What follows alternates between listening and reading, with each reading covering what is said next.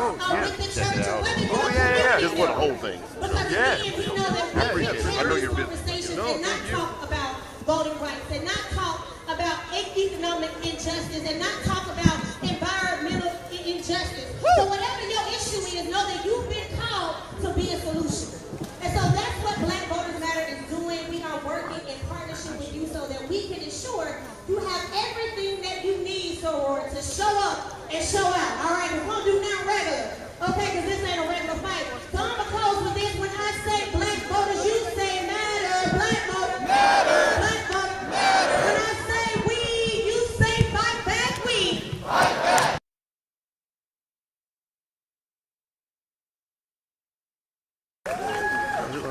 All right, how you doing, sir? Good, man. All right, Good. sorry.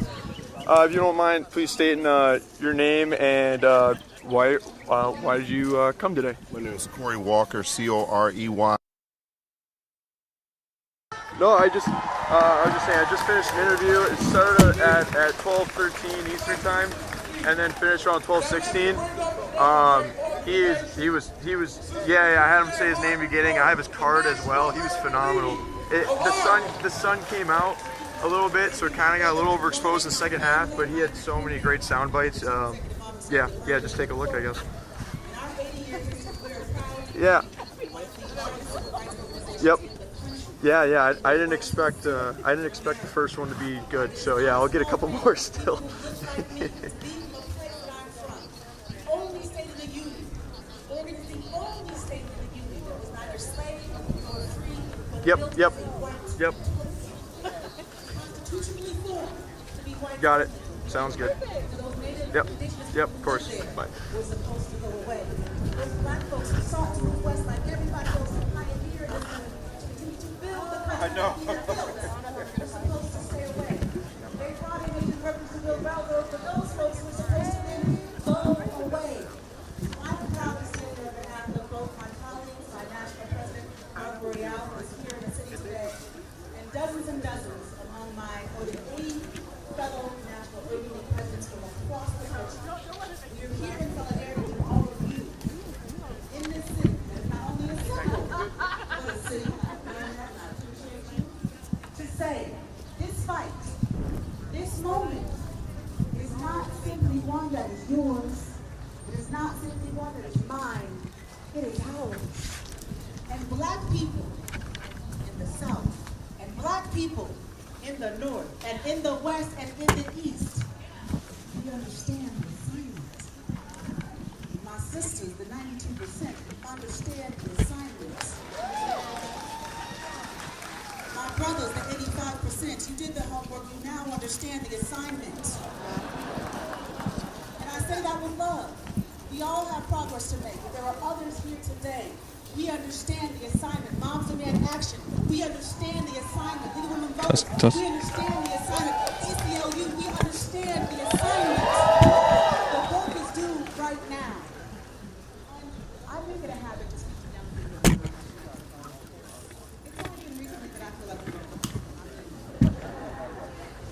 I'm standing here in this two-week suit jacket. It is my father's. He passed away last year on March 1st, but is always with me, and so I carry him with me on my back today. He would be so proud. He would be so honored in this moment. It's not to my daddy passed, but truly as grown as I am, but I feel like an adult. I remember my sense of justice when I was your age. I remember my NAACP youth membership. I remember our marches and our organizing. I remember the work we did then because I thought by the time I was 30 years old, which that was old time to me, racism would be over. I thought all the old, dumb racists, those who killed our heroes, who martyred King and Medgar Evers and others, I thought they would die slowly. Excuse me. Would anybody like answering 2 questions about today and what it means, for them? And you don't have to. You're not forced, but if you would like to. Sure. Okay. Do you mind if I have you face this way? Sorry. Give me 1 second. Just be 2 questions. Okay. Sorry. Is this my good side? Both sides looking good, I promise. Make sure my age is. Should I open my jacket? The following comments do not represent the University of Alabama. You might actually need to use. Yeah, that's fair. These are my personal views. All right. 1 second. Sorry about that. No. Okay. And then to start off, if you don't mind, yeah, I'll hand it for you. Oh. If you don't mind just stating your name for me real quick. Okay. I'm the Reverend Dr. Tommy Lee Watkins Jr. Awesome. And then basically, why did you come down today, and what does it mean to you? Well, I came to bring students that are advocacy and policy students to really remember in a world that is changing and where oppression and social justice seems to be eclipsed and the movement seems to be going backwards, to remember and recall how a few people changed the world by marching and by protesting and by doing social justice advocacy.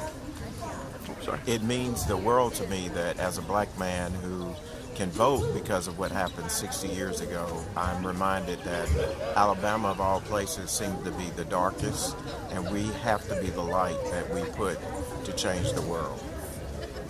Wow, that's really good.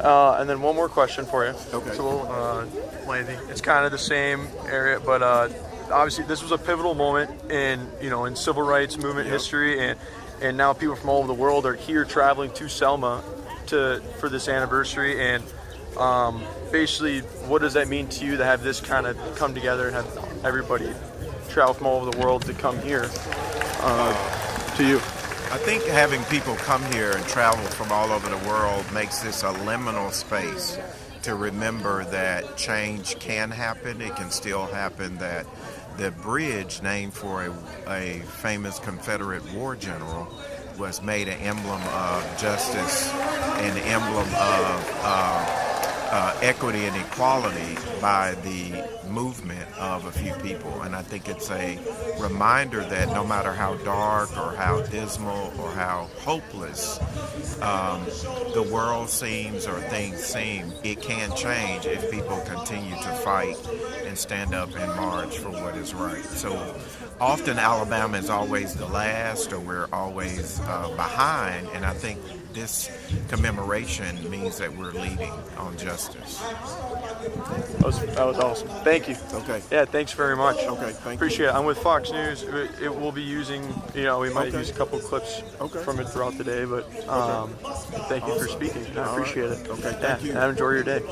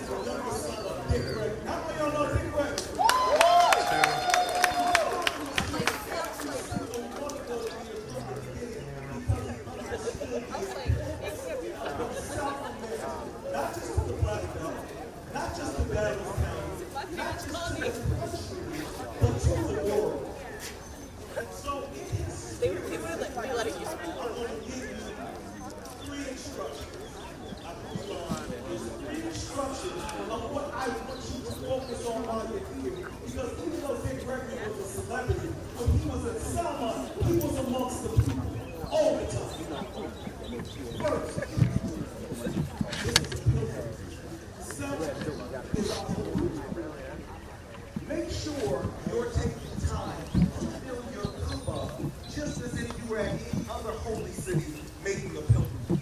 All of y'all are doing work wherever you may be. This isn't the work.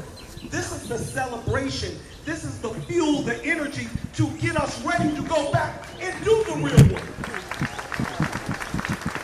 Getting in line and walking across a bridge when you got a police escort is not work.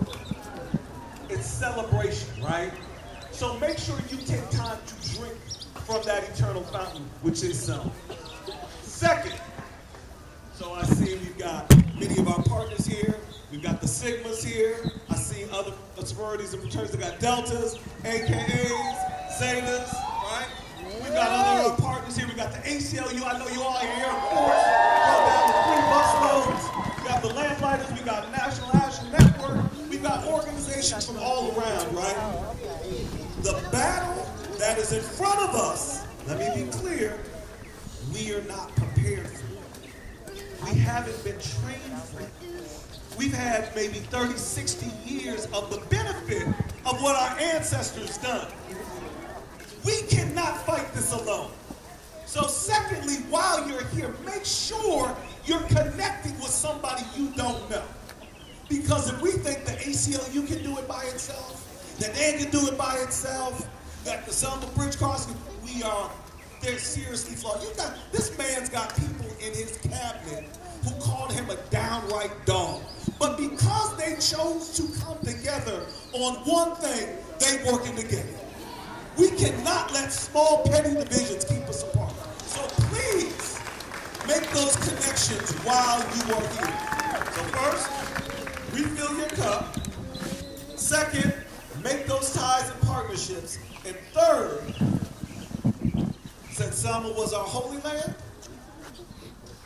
you cannot have a holy land if you don't treat the house that's hosting it right. For over 60 years, the world has stood on the backs of Selma. And instead of just being held up, Selma has been pushed down further and further and further and further. There are entirely too many people that come and drink and drink and drink and don't leave anything back. Don't let that person leave. Because there are powerful folks here in Selma at every level of society that are doing amazing work. Find one of them.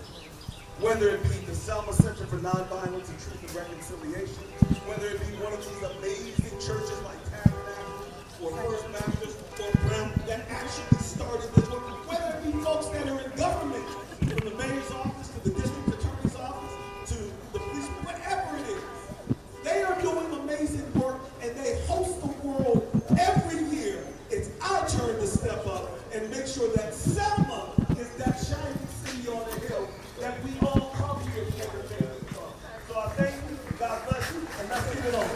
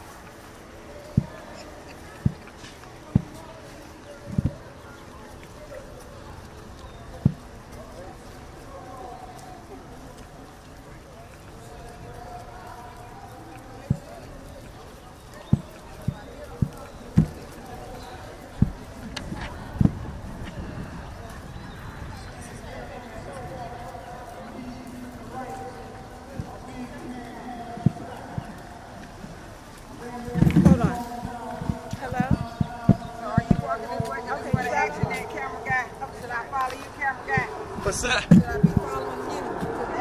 I'm just going to the bridge. I mean, they're all the pre-rallies right there, though. Okay. Yeah, sorry. I'm just trying to get a head start at the bridge. I don't know. I believe it starts there, and I believe they'll all leave together, is what I understood. I'm just trying to get a head start. Oh, sorry.